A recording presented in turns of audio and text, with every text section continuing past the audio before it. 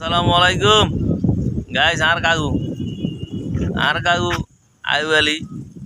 আইব আলী কাকা আর কি দীর্ঘ 30 কত বছর কাকা 31 বছর পাওয়ার জীবন কাটিয়েছে। উনি অনেক আগের থেকে বিদেশ করছে, জীবনে অনেক কিছু দেখছে, অনেক কিছু করছে।